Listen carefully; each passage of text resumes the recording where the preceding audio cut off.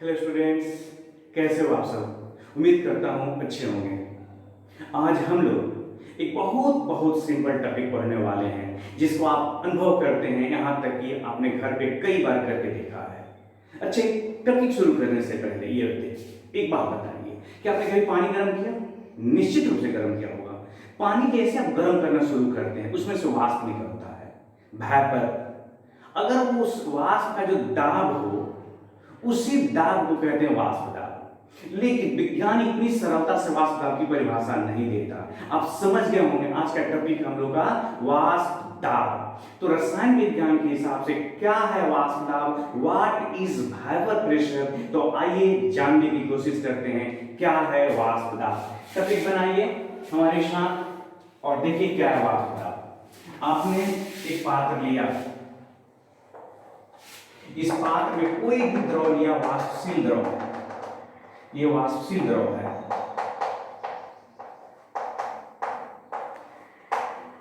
वाष्पशील द्रव तो जाहिर सा ये वाष्प बनेगा, लेकिन आपको क्या करना है, इसको बंद कर देना है। तो बंद कर देंगे तो इसके वाष्प तो इसी में रहेंगे ना। बोलिए हाँ या ना, ये वाष्प हो गया। अब देखिए ये वाष्प तो बिल्कुल गैस के कण जैसे हो गया, तो कभी इधर टकराएंगे, कभी इधर टकराएंगे, कभी यहां टकराएंगे, यहां तक कि कभी कभी नीचे जल पे भी टकराएंगे। बोलिए टकराएंगे ना। तो इस तरह से जो दाब उत्पन्न करेंगे इसका नाम होगा वाष्प दाब। अब जरा देखिए किस परिस्थिति में वाष्प के द्वारा लगाए गए दाब को वाष्प दाब कहते हैं। तो ऐसे समझिए, जैसे आप पानी उदाहरण लीजिए, पानी अपने पात्र में लिया, वाष्प बनना शुरू हुआ, आपने उसको बंद कर दिया है। तो ऐसा होता है कि जो सतह के कण है ना, आप समझिए, ये मान लीजिए सतह के कण है और वाष्प रूप में निकल रहे हैं। तो जब वाष्प रूप में निकल रहे हैं, इस क्रिया का नाम है ऊपर जाने को वाष्पन। वाष्पन की क्रिया वेपोराइजेशन या इवेपोरेशन कहते हैं। तो ये वाष्पन की क्रिया हो रही है।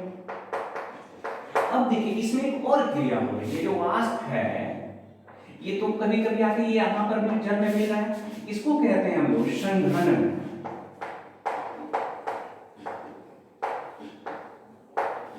संघनन क्रिया, कंडेंसेशन। तो इस पात्र में जब बंद कर दिए तो दो क्रिया हो रही है, वाष्पन और संघनन। अगर ऐसा हुआ कि वाष्पन की क्रिया और संघनन की क्रिया दोनों बराबर हो गया तो उस अवस्था को द्रव वाष्प साम्य अवस्था कहते हैं। और द्रव वाष्प साम्य अवस्था में जो दाब होगा उस दाब का नाम होगा वेपर प्रेशर। याद रखिए, ऐसा नहीं कि पानी गर्म किए जो दाब उत्पन्न हुआ उसका नाम वाष्प दाब नहीं। वाष्प के वाष्प बनने की प्रक्रिया और वाष्प के पुनः संघनित होने की प्रक्रिया अगर बराबर हो गया तो वो कहलाएगा इक्विलिब्रियम स्टेट आ गया हो। तो साम्य अवस्था में, इक्विलिब्रियम स्टेट में अब जो दाब होगा उसका नाम है वाष्प दाब। और याद रखिए इस अवस्था का जो दाब है ना फिक्स है, क्योंकि जितने कण यहाँ पर है अब उतना दाब एनी टाइम रहेंगे। उससे जैसे 5 को ज्यादा होगा वाष्प का कण तो 5 को तब तक नीचे आ जाएगा, पानी में मिल जाएगा। तो कैसे डेफिनेशन देते हैं, तो जब वाष्पन की क्रिया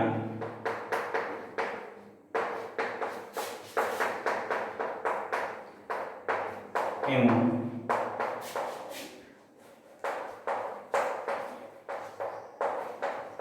संघनन की क्रिया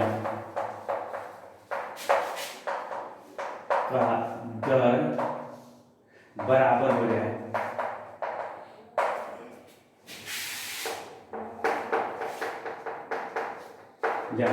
तो उस अवस्था को वाष्प द्रव साम्य अवस्था वेपर लिक्विड इक्विलिब्रियम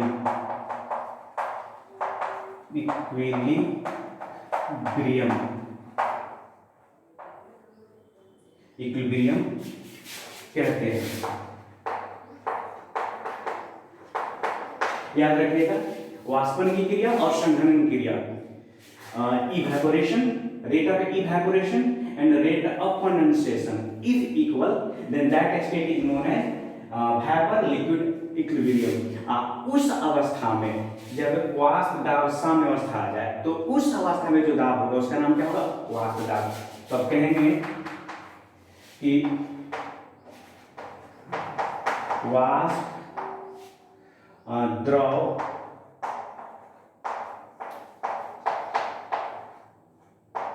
साम्य अवस्था में वाष्प के दाब को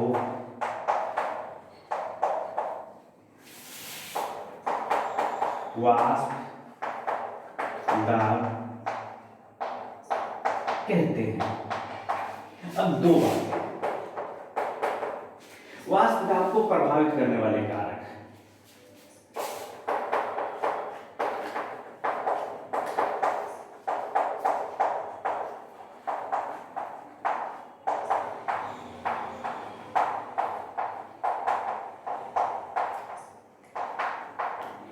अब देखिए, क्या सभी द्रव बराबर वाष्प बनेगा?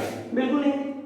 ये तो मैंने शुरू में ही कहा कि यह आपके अनुभव की बात है, सभी द्रव बराबर वाष्प नहीं बनते हैं। तो जो नेचर ऑफ लिक्विड होता है या सॉल्यूशन कहिए, उस पर निर्भर करता है कि वाष्प दाब ज्यादा होगा। अगर ज्यादा वाष्प बनेगा तो वाष्प दाब ज्यादा होगा, अगर कोई द्रव है और कम वाष्पशील है तो उसका वाष्प दाब भी जैसा कम होगा। तो एक नंबर में लिखेंगे हम लोग नेचर ऑफ लिक्विड, या कह सकते हैं कि सॉल्यूशन। तो जो लिक्विड है ना, कब ज्यादा वाष्पशील होगा?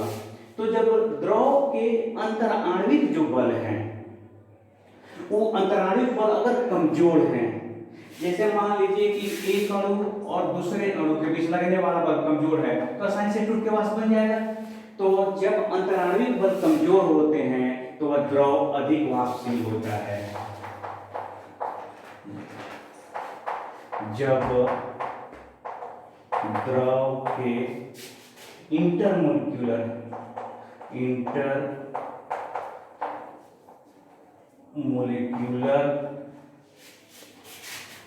फोर्स कमजोर होते हैं, दुर्बल होते हैं,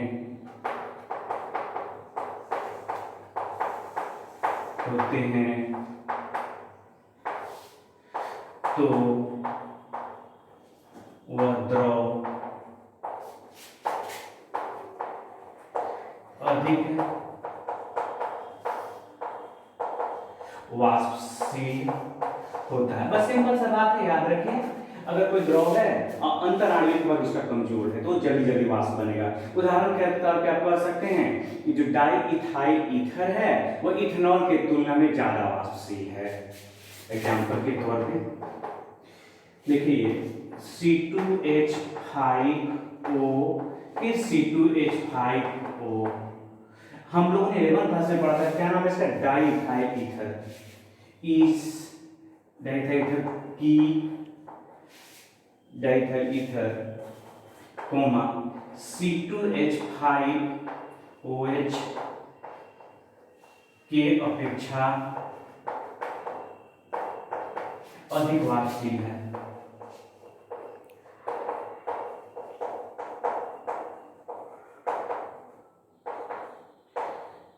और जब ज्यादा वाष्पशील होगा तो वाष्प दाब क्या होगा? ज्यादा होगा। इसका नाम क्या है? Di ethyl ether. और ये क्या है? इथाइल। मतलब दोनों में से ज्यादा वाष्पशील कौन है? तो डाई इथाइल ईथर जो है ज्यादा वाष्पशील है, इसीलिए इसका वाष्प दाब ज्यादा होगा। किसके तुलना में? इथाइल अल्कोहल के तुलना में। इथाइल अल्कोहल आपको पता है हाइड्रोजन बॉन्ड बना लेता है, जिसके कारण से ये कम वाष्पशील होता है। तो ये तो हो गया नेचर ऑफ सॉल्वेंट। अगर दूसरी बात करें हम लोग तो ताप, जो ताप है, टेम्परेचर, ये भी एक महत्वपूर्ण कारक है। तो ताप जितना ही बढ़ाते हैं द्रव उतना ही ज्यादा वाष्प बनता है। बढ़ाने पर द्रव अधिक वाष्प बनाता है, और जब ज्यादा वाष्प बनाएगा तो ज्यादा क्या होगा, वाष्प दाब होगा। फलस्वरूप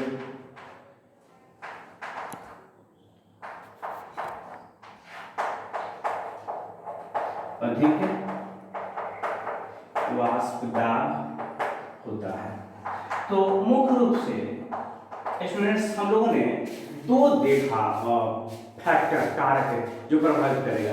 एक है नेचर ऑफ लिक्विड, आप द्रव की प्रकृति पर ध्यान देंगे, कोई द्रव ज्यादा वाष्पशील होगा, कोई कम होगा। जो ज्यादा वाष्पशील होगा उसका वाष्प दाब ज्यादा होगा, जो कम होगा उसका वाष्प दाब कम होगा। दूसरा है टेम्परेचर, तो आप गर्म करना शुरू कर दीजिए। आप देखते हैं, आपके घर की बात है, जब पानी गर्म करेंगे तो तेजी से वाष्प बनेगा। और ध्यान रखिएगा वाष्प दाब, वाष्प दाब का मतलब हो गया कि द्रव और वाष्प जब दोनों इक्विलिब्रियम की अवस्था में आ जाए, साम्य की अवस्था में आ जाए। इक्विलिब्रियम की अवस्था का मतलब क्या होगा कि वाष्प बनने का प्रक्रिया और फिर वाष्प के संघनित होने की प्रक्रिया दोनों बराबर हो जाए, तो उसका नाम होता है वाष्प द्रव साम्य अवस्था। और उस अवस्था का जो दाब होता है उसका नाम है वाष्प दाब। मैं उम्मीद करता हूं कि छोटा सा टॉपिक था, बहुत बढ़िया से समझा होगा आपने। इसको उतारिए, फिर आगे बात करते हैं। अब समझने की कोशिश करते हैं द्रव विलयन क्या है। तो द्रव विलयन की परिभाषा याद करिए। इस चैप्टर के शुरू में ही, इंट्रोडक्शन में ही हमने बताया था आपको कि विलयन जो होते हैं तीन तरह के होते हैं, सॉलिड सॉल्यूशन, लिक्विड सॉल्यूशन और गैसियस सॉल्यूशन। उसमें से याद करिए द्रव विलयन क्या चीज है। तो द्रव विलयन वह विलयन है जिसका विलायक द्रव हो। एक बार फिर से लिख देते हैं, वह विलयन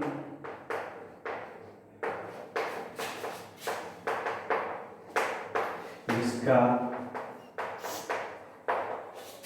विलायक द्रव हो। और विलेय बोलिए, हाँ बिल्कुल, विलेय जो होगा ठोस, द्रव या गैस कुछ भी होगा। और विलेय ठोस, द्रव या गैस कुछ भी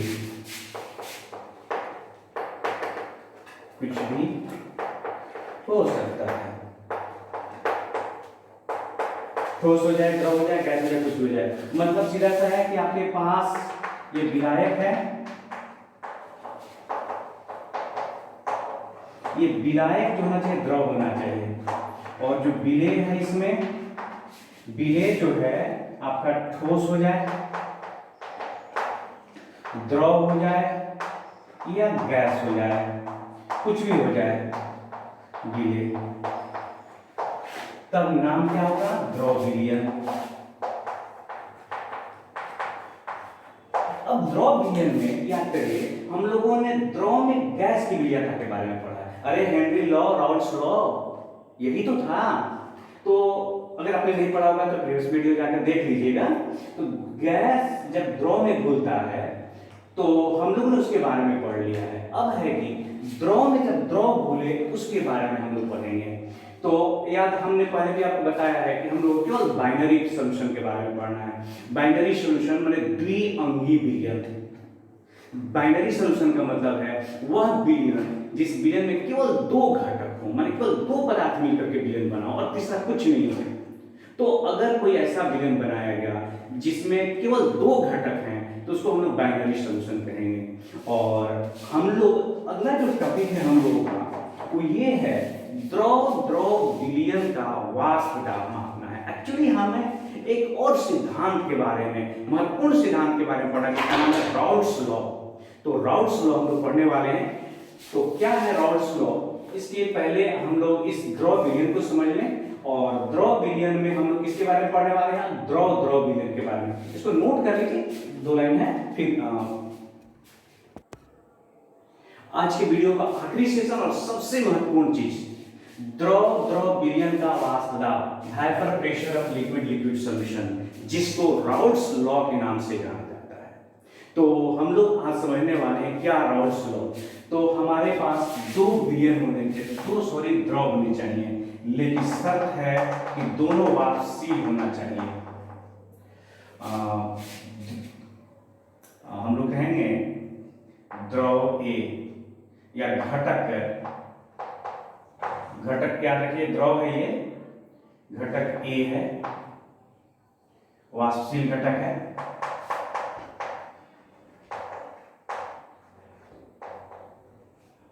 वाष्पशील घटक ए।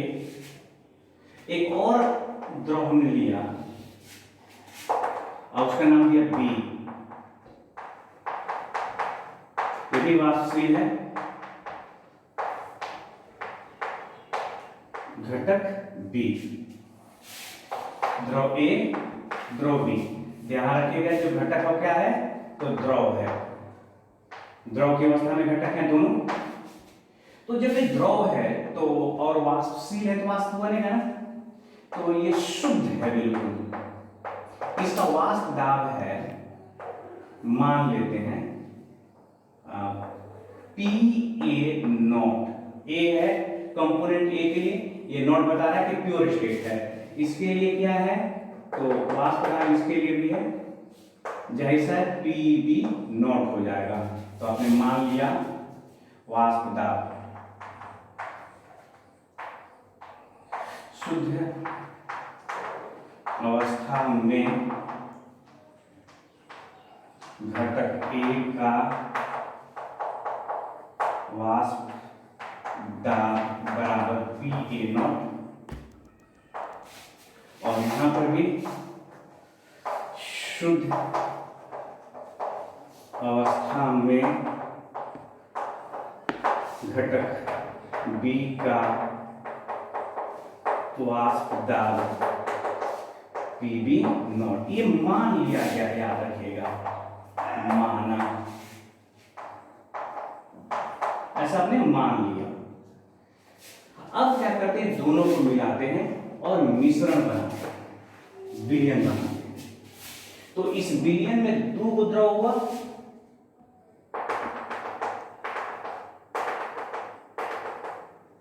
तो इसमें A भी है और इसी में B भी है।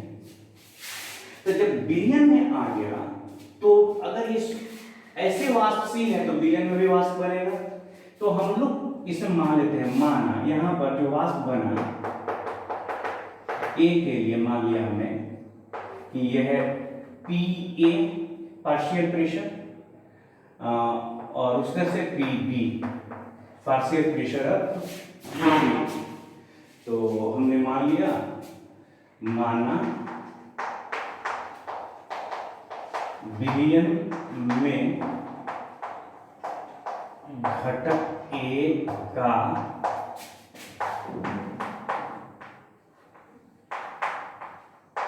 आंशिक दाब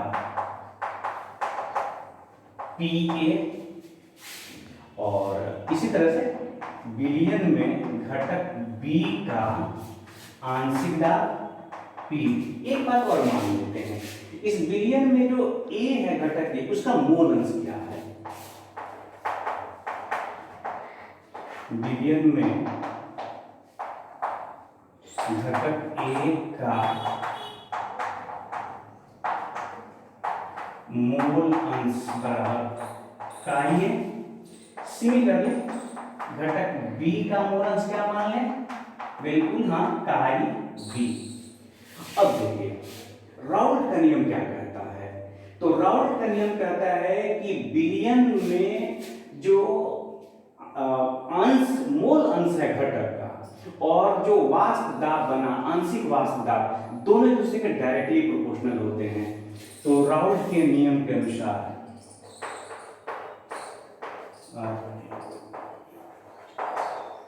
राउल्ट्स लॉ के अनुसार ध्यान दीजिएगा, वाष्पशील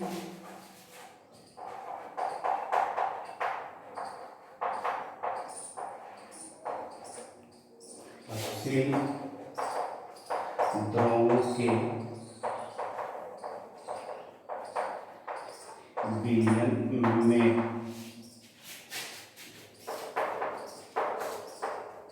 किसी घटक का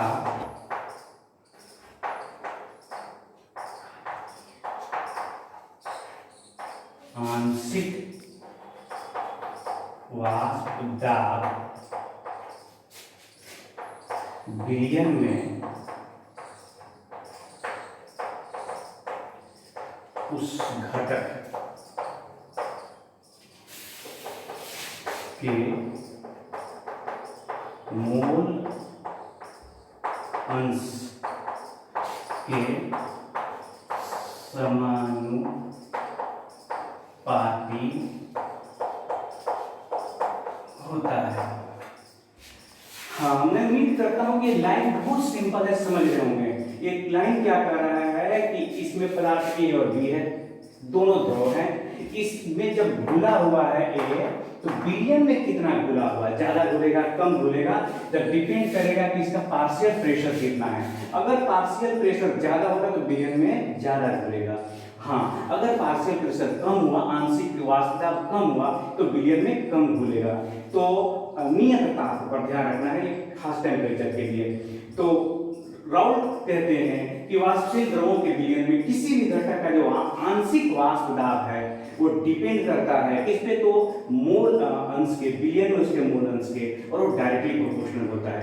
अब हम इसको मैथ की सहायता से देखते हैं कि मैथ की भाषा में अगर इसको कहें तो क्या कहेंगे। मैं उम्मीद करता हूं इस लाइन को आप समझ रहे होंगे।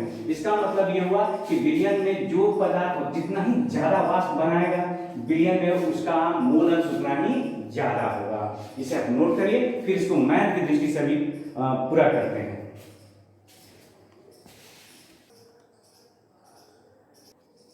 तो राउल्ट का जो नियम कहता है वो ये है कि विलयन में किसी घटक का जो मोल अंश है वो डायरेक्टली प्रोपोर्शनल है किसके, उसके आंशिक वाष्प दाब के।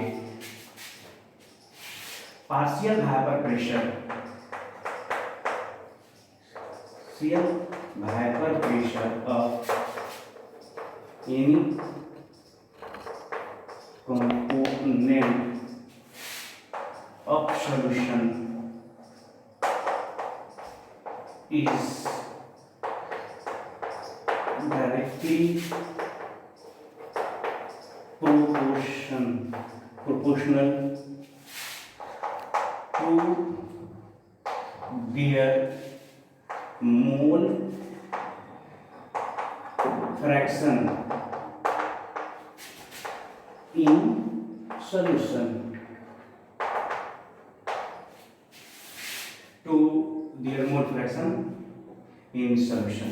अब हम लोग इसको देखते हैं गणित की भाषा, मैथमेटिकली। अगर हम लोग मैथमेटिक्स की भाषा में राउल्ट्स लॉ कहें तो क्या कहेंगे। आपने कहा कि जो आंशिक वाष्प दाब है उसके मोल अंश के समानुपाती होगा। तो फॉर कंपोनेंट ए, घटक ए के लिए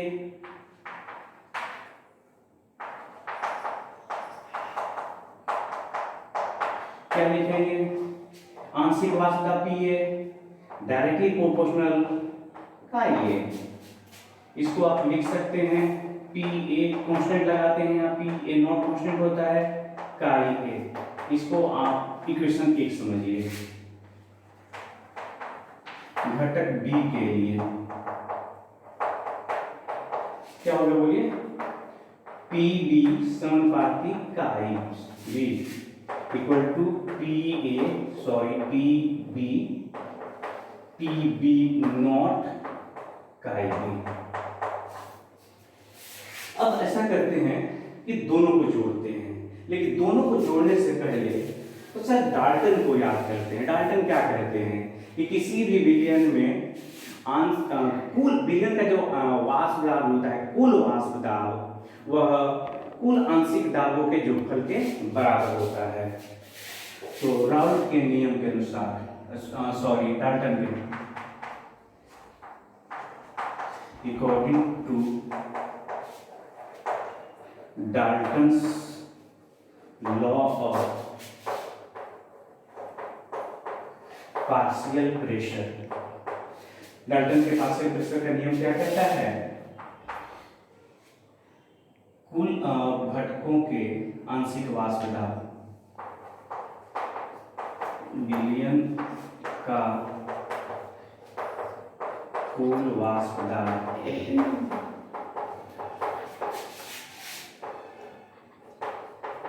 घटकों के आंशिक वाष्प दाब के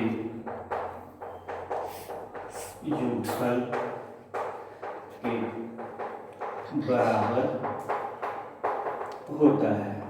और इस बात को सही समझे हम लोग तो आपके विलयन में कितने हैं, विलयन का कुल वाष्प दाब कितना हो जाएगा? विलयन का कुल वाष्प दाब बराबर कितना हो जाएगा? घटक है पी ए और पी बी। कुल वाष्प दाब को अगर हम लोग पी टोटल कहें, पी टोटल माने पी कुल, या केवल सिंपली पी बी कह सकते हैं, तो हो गया P A plus P B, partial pressure of A plus partial pressure of B. अब आते हैं हम लोग जो इक्वेशन 1 और 2 है उसको जोड़ देते हैं। फ्रॉम इक्वेशन 1 एंड 2, तो जब 1 और 2 को जोड़ देते हैं तो हो जाएगा P A plus P B equal to P A naught chi A P B naught chi B. समझ पा रहे हैं? समीकरण 1 और 2 को क्या किया हमने? जोड़ दिया। तो इसका तो नाम हो जाएगा पी टोटल, पी टोटल और कुल दाब, और ये हो गया P A naught chi A plus P B not, इसको 1 माइनस काई ए लिखा। कैसे? तो आप जानते हैं, आपको रूल याद होगा, नहीं तो एक बार फिर से सुन लीजिए। किसी भी विलयन के कुल घटकों के मोल अंशों का योगफल इकाई होता है। एक बार फिर से बोल रहा हूं, ध्यान से सुनिए। किसी भी विलयन के कुल घटकों के मोल अंशों का योगफल इकाई होता है। तो विलयन में कितने घटक थे? 2, ए और बी। ए के घटक का मोल अंश कितना था? काई ए। बी के घटक का मोल अंश कितना हुआ? काई बी। तो नियम के हिसाब से chi A plus chi B equal to 1, इसलिए काई बी इक्वल टू 1 माइनस काई ए। ये बात हमने यहां लिखा हुआ है। अब इसको आप एक्चुअली यही हम लोग के पास इक्वेशन है, चाहे तो आप कॉमन ले सकते हैं इस तरह से, पी ए काई ए प्लस लिख दीजिए P B naught, P B naught minus P B naught chi A. अब आपको इसमें से पुनः आप चाहें तो आप कॉमन निकाल लीजिए काई ए को, तो काई ए हो गया P A naught minus P B naught plus P B naught, P total. यही हमारा रिक्वायर्ड इक्वेशन है। ड्रॉ जो विलयन है उनके लिए राउल्ट का नियम ये हो गया। अब हम इसे इक्वेशन के ग्राफ खींचने वाले हैं, इसका ग्राफ खींच कर देखते हैं। तब तक आप इसे नोट करें, फिर हम इसका ग्राफ खींचते हैं।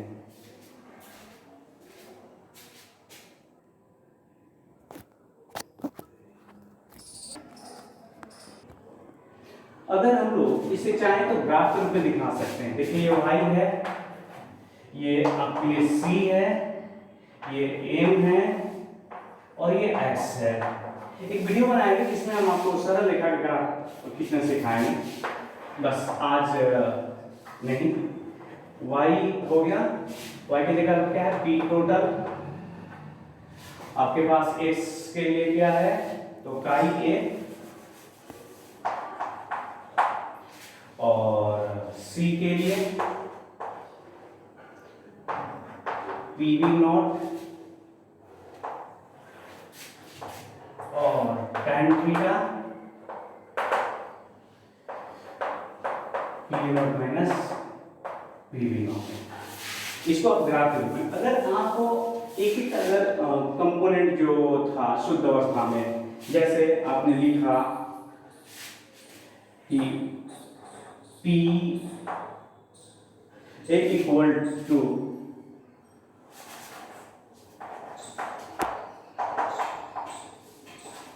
P नॉट का ये, अगर आप इसका ग्राफ खींचना चाहें तो इसको भी खींच सकते हैं। देखिए y हो गया, ये आपका m x और c की जगह पर क्या होता है 0, तो आप ग्राफ खींच सकते हैं। नेक्स्ट डे हम आपको ग्राफ खींचने के लिए अलग से एक वीडियो बनाएंगे जिसमें आपको बताएंगे कैसे ग्राफ खींचा जाता है। ये हो गया पी वाई,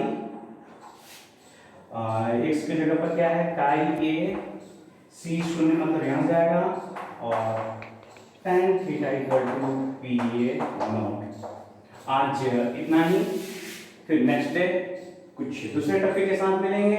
तब तक के लिए जय हिंद, जय भारत, अपना ख्याल रखिए।